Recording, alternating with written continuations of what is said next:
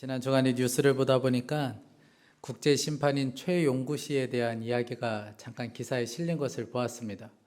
이 최용구 씨는 아마 기억하시는 분들도 있으시겠지만 2월 달에 베이징 올림픽이 있었잖아요. 동계 올림픽이 있을 때에 우리나라를 향한 편파 판정이 참 많이 있었습니다. 그래서 동계 올림픽이 아니라 이거 베이징 운동회다 할 정도로 참 많은 일들이 있었는데, 그때 쇼트트랙에서 편파 판정이 있을 때에 이 최용구 씨가 긴급 기자회견을 열고 실수도 오심도 한 번 이상 되면 그거는 고의적인 것이다, 그렇게 세계를 향하여, 심판들을 향하여 소신 발언을 한 것이 있습니다.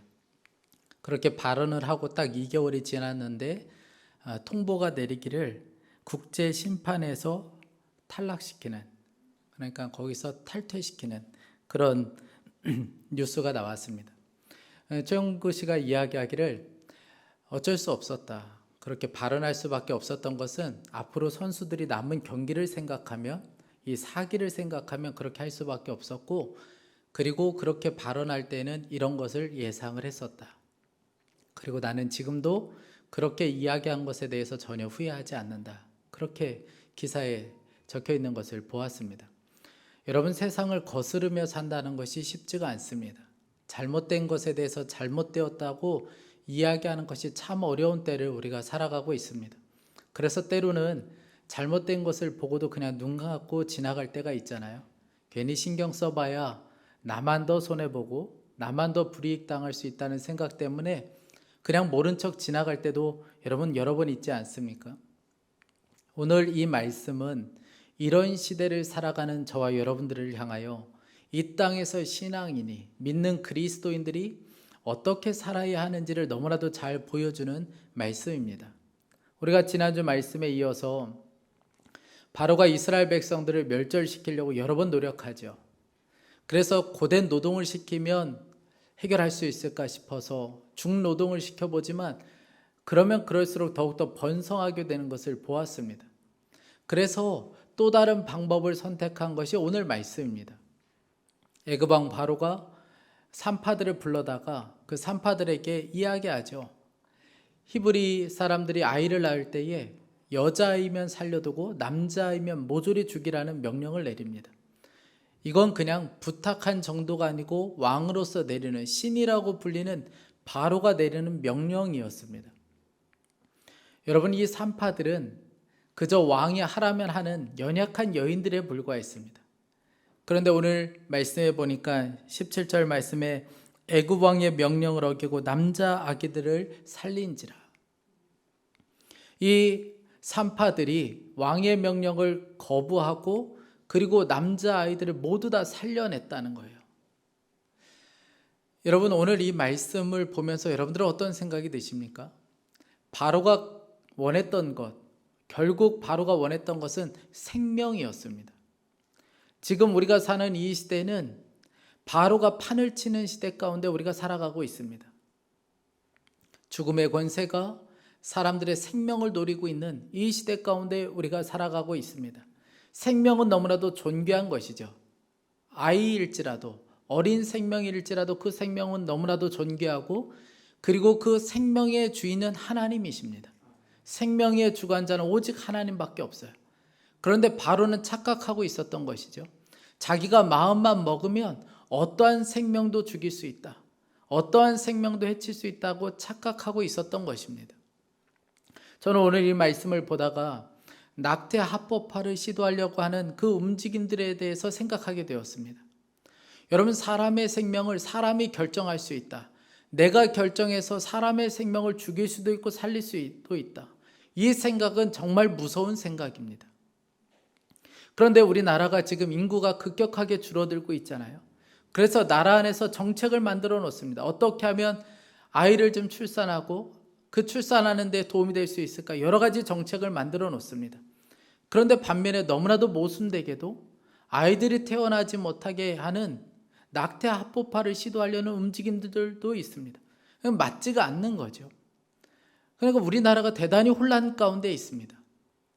그래서 우리나라에 진짜 필요한 사람들은 오늘 이 말씀에 나오는 산파들과 같은 사람들이 필요한 때입니다. 여러분, 이 산파들은 왕의 명령을 어떻게 어길 수 있었던 걸까요? 그들이 왜 왕이 그렇게 명령을 내렸는데 신이 내린 이 명령을 어떻게 어기었던 걸까요? 이유는 한 가지 때문에 그렇습니다. 그들이 애굽 왕 바로를 두려워한 것이 아니었고 하나님을 두려워했기 때문에 그렇습니다. 오늘 17절 말씀에 그러나 산파들이 하나님을 두려워하여 애굽 왕의 명령을 어기고 남자 아기들을 살린지라. 여러분, 이 히브리 산파들은 무슨 하나님의 계획을 알았기 때문에 남자아이들을 살린 게 아니었습니다. 그 아이들 중에 앞으로 출애굽의 지도자가 될 모세가 있기 때문에 아이들을 살려놓았다, 그렇지도 않습니다. 이 산파들은 그러한 뜻을 전혀 알지 못했어요. 오직 하나님에 대한 두려움 때문에 그렇습니다. 하나님이 두려웠고 하나님을 경외하고 있었기 때문에 하나님을 두려워했던 이 산파들은 생명을 죽일 수는 없었던 거예요. 그래서 왕의 명령을 거부한 것이었습니다. 이 명령을 거부하자 왕이 불러다가 이야기하죠. 왜 그런 짓을 했는지를 묻습니다. 그때 산파들이 담대하게 이렇게 이야기해요. 19절에 산파가 바로에게 대답하되 히브리 여인은 애굽 여인과 같지 아니하고 건장하여 산파가 그들에게 이르기 전에 해산합니다.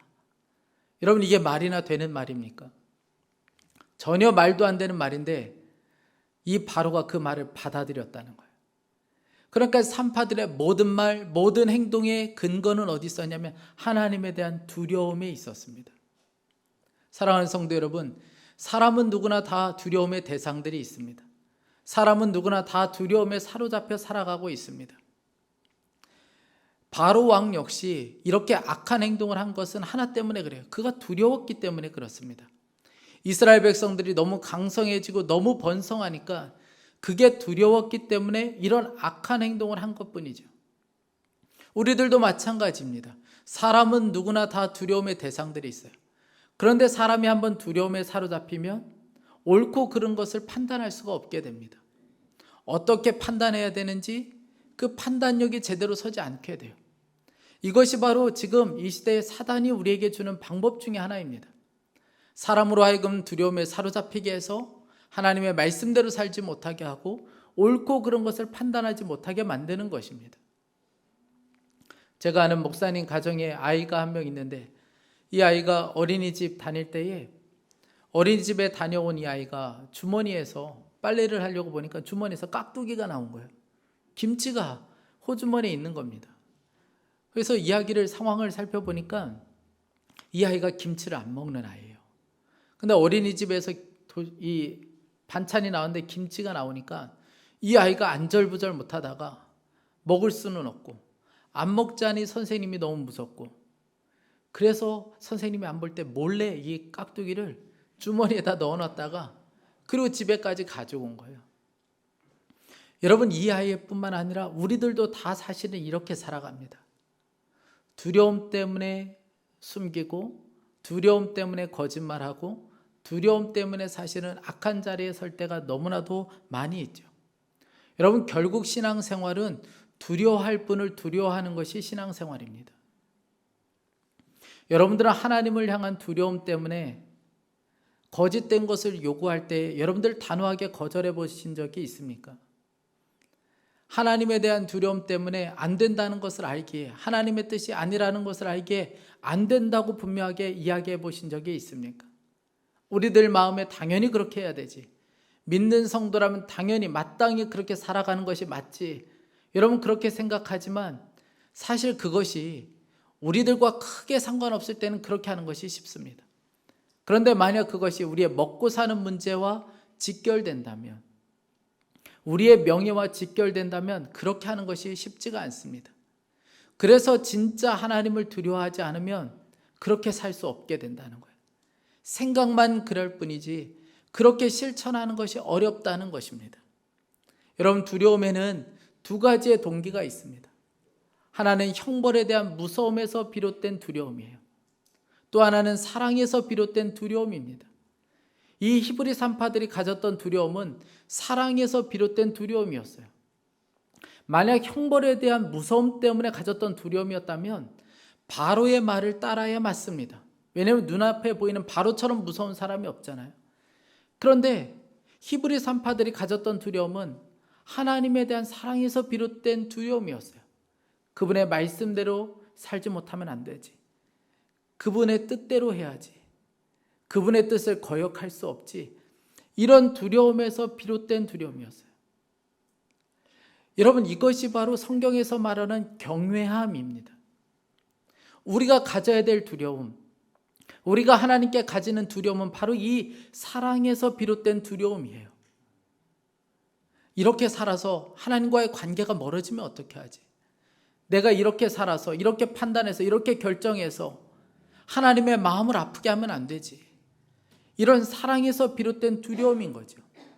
우리가 진짜 이 땅을 살아가면서 이런 두려움을 가져야, 하나님을 사랑하는 마음에서 비롯된 두려움을 가져야 흔들리지 않게 됩니다.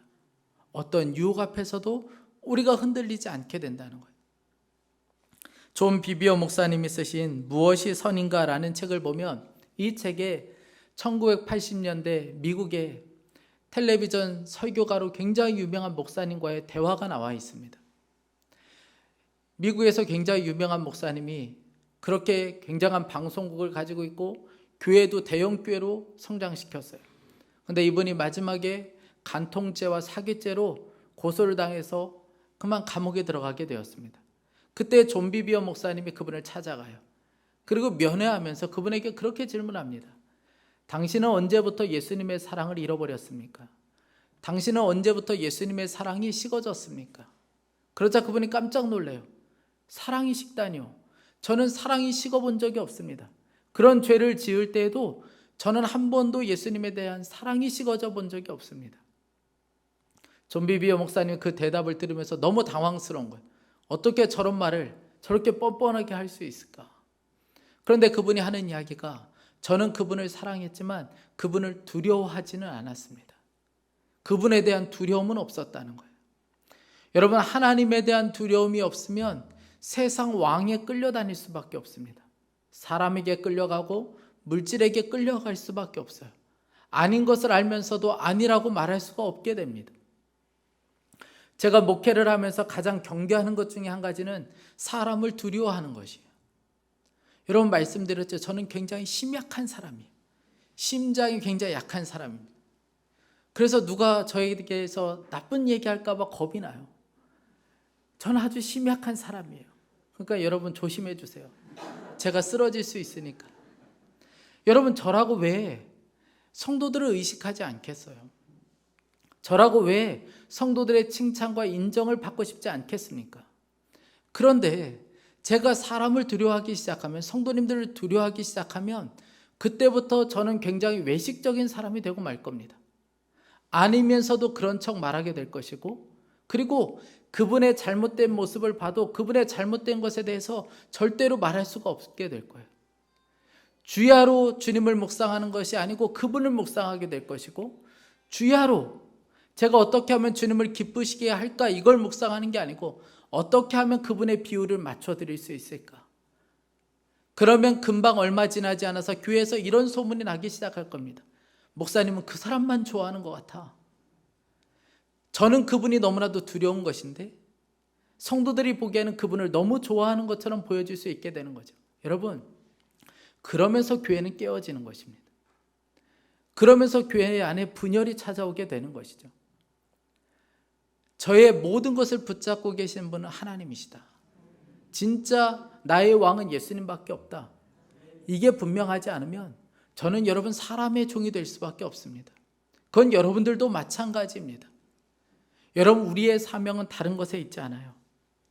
진짜 우리가 있는 자리에서 하나님을 경외하는 삶을 살아가는 것입니다.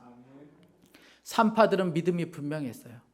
죽고 사는 것은 애굽 왕이 달린 것이 아니고 하나님께 달려있다. 이것이 너무나도 분명했습니다. 애굽 왕이 봐줘야 사는 것이 아니고 하나님의 은혜 때문에 내가 사는 사람들이다. 우리가 평생 붙잡아야 될 말씀입니다. 사랑하는 성도 여러분, 사람들이 살려줘서 우리가 사는 것이 아니고 하나님의 은혜 때문에 저와 여러분들이 살고 있는 것입니다. 누가복음 12장 4절 5절입니다. 내가 내 친구 너희에게 말하노니 몸을 죽이고 그 후에는 능히 더 못하는 자들을 두려워하지 말라. 마땅히 두려워할 자를 내가 너희에게 보이리니 곧 죽인 후에 또한 지옥에 던져 넣는 권세 있는 그를 두려워하라. 내가 참으로 너희에게 이르노니 그를 두려워하라. 여러분, 결국 하나님을 두려워했던 이 산파들, 사실은 죽어 마땅한 사람들이었습니다. 그러나 죽임을 당한 것이 아니고 하나님께 놀라운 축복을 받게 돼요. 오늘 20절 21절 말씀입니다. 하나님이 그 산파들에게 은혜를 베푸시니 그 백성은 번성하고 매우 강해지니라. 그 산파들은 하나님을 경외하였으므로 하나님이 그들의 집안을 흥왕하게 하신지라. 여러분, 두 산파들은 하나님께 놀라운 축복을 받게 되었습니다. 오늘 말씀에 흥왕한다는 표현이 나와 있습니다. 이 말은 히브리어로 아싸라고 부릅니다. 우리의 말 그대로 아싸인 거예요. 여러분, 이 아싸라는 말에는 모든 좋은 뜻이 다 들어가 있습니다. 아싸 하나면 그냥 다 통하는 거예요. 그런 놀라운 축복을 받았다는 거예요. 언제요? 두 사람이 하나님을 경외하고 두려워하는 삶을 살게 될 때 그 두 사람을 통해서 가정이 흥왕하는 역사가 일어났다는 것이죠. 우리도 마찬가지입니다. 여러분, 부모가 이 땅을 살면서 진짜 하나님 두려워하며 살면 가정이 아싸하는 역사가 있습니다. 교회도 마찬가지입니다. 목회자와 성도들이 하나님 외에 두려워하지 않는 것, 하나님만 두려워하며 살아갈 때 교회 안에 흥왕하는 역사가 있습니다. 나라도 마찬가지죠. 이 땅의 위정자들이 진짜 하나님 두려워하며 살면 이 나라가 흥왕하는 역사가 있게 되는 것이죠. 지난 목요일 새벽기도 말씀이 말라기 3장 말씀이었습니다. 이 말라기 3장 말씀을 보면 하나님의 마음을 너무나도 아프게 하는 사람들이 등장합니다. 말라기 3장 13절부터 14절 말씀이에요. 여호와가 이르노라 너희가 완악한 말로 나를 대적하고도 이르기를 우리가 무슨 말로 주를 대적하였나이까 하는도다. 이는 너희가 말하기를 하나님을 섬기는 것이 헛되니 만군의 여호와 앞에서 그 명령을 지키며 슬프게 행하는 것이 무엇이 유익하리요. 말로 하나님의 마음을 너무나도 아프게 하는 사람들이 있었습니다. 하나님 믿어봐야 소용없어. 하나님 믿어봐야 더 고생스러워. 하나님의 마음을 너무나도 아프게 하는 사람들이 있었다는 거예요. 그런데 그 중에 하나님께서 진짜 주목하는 사람들이 있었습니다. 하나님을 두려워하고 하나님을 경외하는 사람들이 있었어요. 말라기 3장 16절 말씀입니다. 그때 여호와를 경외하는 자들이 피차에 말하매 여호와께서 그것을 분명히 들으시고 여호와를 경외하는 자와 그 이름을 존중히 여기는 자를 위하여 여호와 앞에 있는 기념책에 기록하셨느니라. 그때라고 말씀합니다. 그때가 언제입니까? 모든 사람들이 다 하나님 없다고 말하는 그때에, 하나님 믿어도 소용없다고 말하는 이때에, 하나님에 대한 두려움 없이 막말을 쏟아내고 있는 그때에 하나님을 진짜 두려워하는 사람들이 있었다는 거예요. 보이지 않는 하나님을 보이는 분처럼 바라보며 그 앞에 살아가는 성도들이 있었는데 하나님께서는 그 사람들이 얼마나 기쁘셨던지 생명책에 기록해 놓고 싶다고 하셨습니다.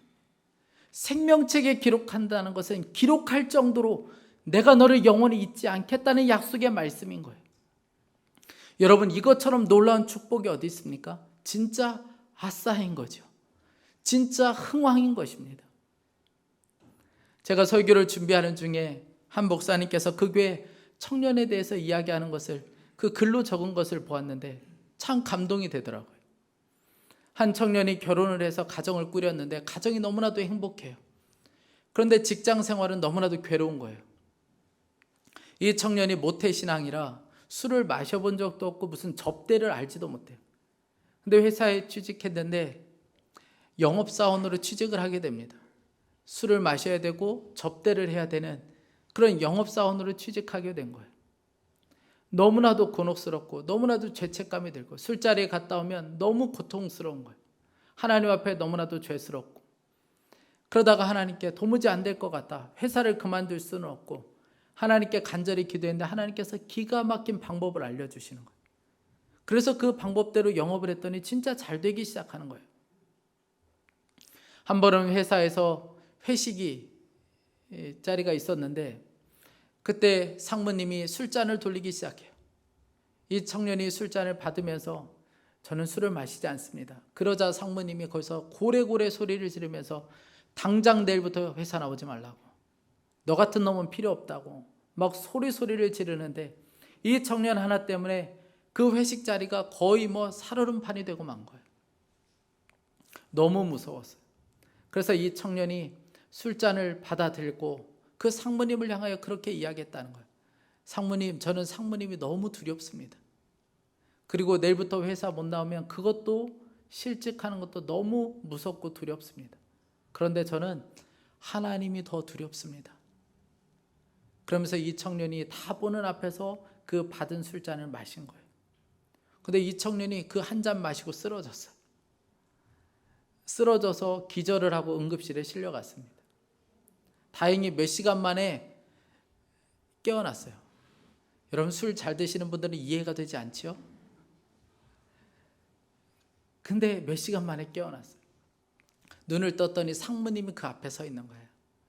상무님이 하는 이야기가, 너 병원에 실려오는 동안에 차 안에서 기도 많이 했다. 하나님, 얘 좀 살려주세요. 저 그럼 진짜 교회 나갈게요. 불신자인 상무님이 그렇게 기도했다는 거예요. 깨어나줘서 고맙다. 그리고 너한테 너무 미안하다. 그렇게 이야기하셨다는 겁니다. 여러분, 하나님을 경외하고 하나님을 두려워하는 이 청년을 통해서 자신이 산 것이 아니고 상무님을 살려준 거죠. 지금도 마찬가지입니다. 하나님을 경외하고 하나님을 두려워하는 산파들을 통해서 생명이 살아났던 것처럼, 하나님을 경외하고 하나님을 두려워하는 그 사람을 통해서 생명 살아나는 역사가 있게 되는 거예요. 그러니 우리의 사명은 무엇입니까? 우리가 있는 그 자리에서 하나님을 진짜 두려워하며 살아가는 것입니다. 여러분, 산파들은 뭔가 깊게 고민한 게 아니었어요. 앞으로 어떻게 될까 이거 고민 하나도 하지 않았습니다. 산파들이 한 것은 자신들이 있는 자리에서 하나님을 두려워하며 자기가 맡은 일을 충실히 한 것뿐이었어요. 그랬더니 생명이 살아나는 역사가 일어나게 된 것이죠. 산파의 역할이 뭡니까? 생명을 살리는 게 역할이잖아요. 우리도 마찬가지입니다. 여러분, 우리가 맡은 삶의 이 역할들은 다 다를 수 있습니다. 어떤 분은 주부로, 어떤 분은 직장인으로, 어떤 분은 학생으로, 아니면 교사로. 우리의 역할은 다 다를 수 있지만 우리의 본질적인 사명은 다 똑같아요. 그것은 생명을 살리는 것입니다. 가정 안에서 배우자를 살리고 아이들을 살려내고, 직장에서 동료들을 살려내고, 학교에 학원에서 학생들을 살려내는 것. 우리의 사명은 본질적으로 한 가지예요. 생명을 살려내는 것입니다. 죽이는 것은 사단이 하는 것이지만 살려내는 것은 우리가 해야 될 일이에요. 그러니 여러분, 살리는 자의 편에 서 있어야 합니다. 그러나 이것은 진짜 우리가 하나님을 두려워해야 될 때만 보이게 되는 거예요. 그리고 하나님을 진짜 두려워할 때에만 그렇게 살 수 있는 힘이 생기게 되는 것입니다. 한국교회 초기에 아주 감동적인 일화가 있는데, 경동제일교회에 엄영수라는 분이 계신데, 이 영수라는 것은 당시 교회 안에서 모든 일들을 다 하는 분이세요. 마치 장로님과 같은 분이십니다. 엄영수라는 분이 있는데, 이분이 하는 일은 마부였습니다. 왕손을 태우고 다니는 마부 일을 했는데, 한 번은 왕손을 모시고 지방으로 내려갈 일이 있는데, 그때 이 왕손에게 꼭 전도해야 된다는 부담감이 있는 거예요. 마부 주제에 어떻게 왕손에게 말을 시킬 수 있겠어요? 그것도 예수 믿으라고. 그런데 마음 가운데 늘 부담감이 있었기 때문에 내려가는 길에 왕손에게 이야기했어요. 나리, 예수님 믿으시죠? 그랬더니 그분이 피식 웃으면서, 아니, 너도 예수님 믿냐? 네, 제가 예수님 믿은 지 3년 됐습니다. 그런데 너무 행복하고 기쁩니다. 그랬더니 그분이 빈정거리면서 그렇게 이야기하셨다는 거예요. 야, 너 같은 상놈이 예수 믿으면 뭐 양반이라도 시켜준다더냐? 어디 뭐 상놈이 그런 거 믿냐? 그렇게 이야기했어요. 그때 이 마부가 이야기하기를, 나리, 예수 믿는 도리는 그런 게 아닙니다. 예수 믿는 것은 제가 마부 노릇을 더 잘하기 위함입니다. 그 말 한마디에 이 왕손이 감동을 받게 되고, 이분이 후에 예수님을 영접하고 나중에 승동교회의 목사가 됩니다. 여러분, 우리가 하나님을 두려워하며 살고 하나님을 경외하며 사는 것은 무슨 복을 받기 위해서 그런 것이 아니고 마부 노릇을 더 잘하기 위한 것입니다. 목사 노릇 잘하고 부모 노릇 잘하고 그리스도인의 노릇을 잘하기 위한 것입니다. 생명을 살리는 자로 살기 위한 것입니다. 우리가 하나님을 두려워하며 살 때, 진짜 하나님만 두려워하며 살 때 우리를 통하여 생명 사는 역사가 있기 때문에 그렇습니다. 그래서 감리교 창시자인 웨슬리가 이런 이야기했습니다. 하나님은 반쪽 교인을 원하시지 않는다. 그러면서 이런 이야기했는데, 하나님 외에는 두려울 것이 없고 죄밖에는 부끄러울 것이 없고 그리스도 외에는 자랑할 것이 없는 사람 100명만 있으면 세상을 뒤집어낼 수 있다. 세상을 바꿔낼 수 있다. 어떤 사람이요? 하나님 외에는 두려울 것이 없는 사람들. 사랑하는 성도 여러분, 저와 여러분이 이 땅에서 하나님 외에 두려울 것이 없는 자로 설 수 있기를 간절히 축복합니다. 제가 말씀을 준비하면서 5월 가정의 달을 시작하기에 하나님께 기도했어요. 하나님께 간절히 원했습니다. 진짜 가정에 필요한 말씀을 주셨으면 좋겠다. 그런 마음이 간절했습니다. 그런데 오늘 이 말씀이 우리 가정에게 너무나도 주시는 놀라운 말씀입니다. 여러분, 부모가 이 땅에서 진짜 하나님 두려워하며 살면 우리 가정에 흥왕하는 역사가 있습니다. 자녀들이 진짜 하나님 두려워하며 살면 그 가정 안에 흥왕하는 역사가 있습니다. 여러분, 우리의 가정이 그 어떤 것도 두려워하지 않고 하나님만 두려워하는 가정, 그래서 우리의 가정이 진짜 아싸하는 역사가 있게 되는 그런 가정이 될 수 있기를 간절히 축복합니다. 이제 내일부터 우리가 세상 가운데 나가 또 살아야 합니다. 여러분들 각자에게는 다 두려움의 대상들이 있죠. 사람이 두려운 분도 있고 건강의 두려움도 있고 경제적인 묶임 가운데 두려운 분들도 있습니다. 그러나 여러분 기억하십시오. 우리의 생명을 붙잡고 계시는 분은 하나님이십니다. 그것들이 나를 잘 봐줘야 내가 사는 사람들이 아니고 하나님이 은혜를 베풀어 주셔야 우리가 살아갈 수 있는 사람들입니다. 이 믿음으로 진짜 하나님 한 분만 경외하며 사는 저와 여러분이 될 수 있기를 간절히 축복합니다. 함께 기도하겠습니다. 우리 이 시간에 함께 간절한 마음으로 좀 기도하고 싶습니다. 하나님, 제가 하나님 외에 그 어떤 것도 두려워하지 않고 살게 하여 주십시오. 하나님, 이 시간에 우리 안에 있는 두려움의 실체들이 완전히 드러나게 하여 주시고 하나님, 두려움의 영이 떠나갈 수 있게 하여 주옵소서. 특별히 하나님을 경외하며 두려워하며 사는 우리를 통하여 우리 가정이 흥왕하는 역사가 있게 하여 주시고 우리 교회가 흥왕하는 역사가 있게 하여 주옵소서. 우리 간절한 마음으로 주여 한번 부르짖고 기도하겠습니다. 주여, 하나님 아버지, 주님, 우리에게 눈을 열어주시기 원합니다.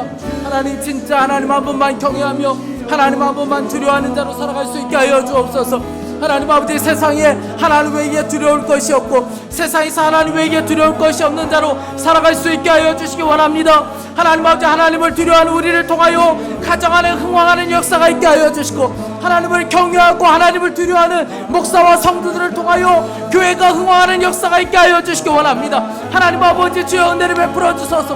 하나님 외에 그 어떤 것도 두려워하지 않게 하여 주십시오. 사람이 우리를 어떻게 할 수 없고 물질이 우리를 어떻게 할 수 없음을 믿습니다.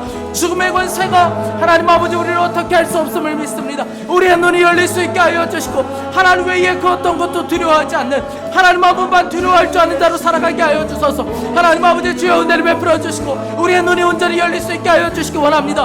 하나님 아버지, 우리 안에 두려움의 영이 떠나갈 수 있게 하여 주소서.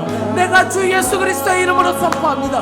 우리 안에 묻고 있는 죽음의 두려움, 하나님 질병의 두려움, 하나님 아버지 주 예수 그리스도의 보혈로 깨끗하게 하여 주시고 오직 주 예수님 한 분만을 두려워하는 자로 살아갈 수 있게 하여 주소서. 하나님, 우리의 눈을 열어주시기 원합니다. 사랑하는 모든 성도들에게 오늘 하나님 아버지 두려움에서 완전히 자유함을 얻게 하여 주시고 하나님을 경외하는 자로 온전히 살아갈 수 있도록 주님 역사하여 주옵소서. 하나님, 주님을 찬양합니다.